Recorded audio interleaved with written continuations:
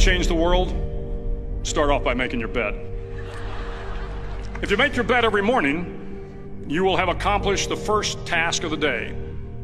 It will give you a small sense of pride, and it will encourage you to do another task, and another, and another.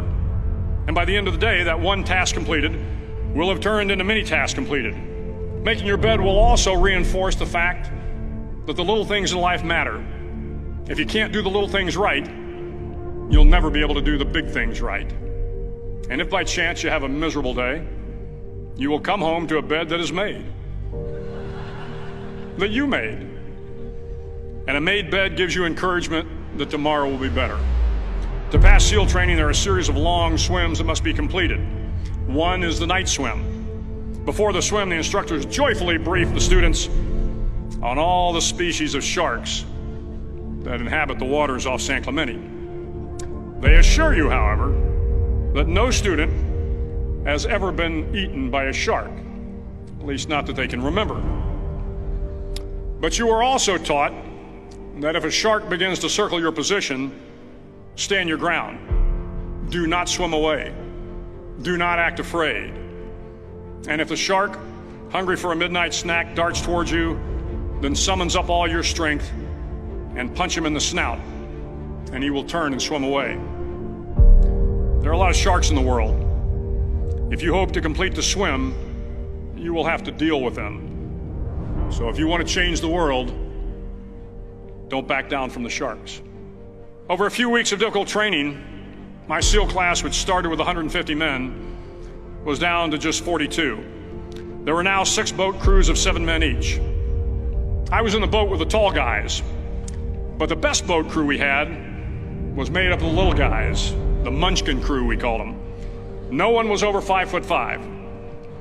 The Munchkin boat crew had 1 American Indian, 1 African American, 1 Polish American, 1 Greek American, 1 Italian American, and 2 tough kids from the Midwest. They out-paddled, outran, and outswam all the other boat crews. The big men in the other boat crews would always make good-natured fun of the tiny little flippers the Munchkins put on their tiny little feet prior to every swim. But somehow these little guys from every corner of the nation and the world always had the last laugh, swimming faster than everyone and reaching the shore long before the rest of us. SEAL training was a great equalizer. Nothing mattered but your will to succeed, not your color, not your ethnic background, not your education, not your social status. If you want to change the world, measure a person by the size of their heart, not by the size of their flippers. The 9th week of training is referred to as Hell Week. It is 6 days of no sleep, constant physical and mental harassment, and 1 special day at the Mud Flats. The Mud Flats are an area between San Diego and Tijuana where the water runs off and creates the Tijuana Sloughs, a swampy patch of terrain where the mud will engulf you. It is on Wednesday of Hell Week that you paddle down to the Mud Flats and spend the next 15 hours trying to survive the freezing cold, the howling wind, and the incessant pressure to quit from the instructors. As the sun began to set that Wednesday evening, my training class, having committed some egregious infraction to rules, was ordered into the mud. The mud consumed each man till there was nothing visible but our heads. The instructors told us we could leave the mud if only 5 men would quit. Only 5 men, just 5 men, and we could get out of the oppressive cold. Looking around the mud flat, it was apparent that some students were about to give up. It was still over 8 hours till the sun came up. 8 more hours of bone-chilling cold. The chattering teeth and the shivering moans of the trainees were so loud, it was hard to hear anything. And then one voice began to echo through the night. One voice raised in song. The song was terribly out of tune, but sung with great enthusiasm. One voice became 2, and 2 became 3, and before long, everyone in the class was singing. The instructors threatened us with more time in the mud if we kept up the singing, but the singing persisted, and somehow the mud seemed a little warmer, and the wind a little tamer, and the dawn not so far away.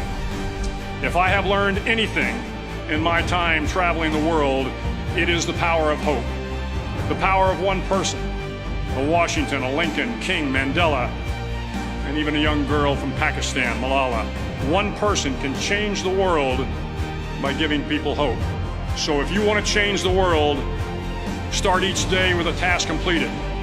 Find someone to help you through life. Respect everyone. Know that life is not fair and that you will fail often. But if you take some risks, step up when the times are the toughest, face down the bullies, lift up the downtrodden, and never ever give up. If you do these things, the next generation and the generations that follow will live in a world far better than the one we have today. And what started here will indeed have changed the world for the better.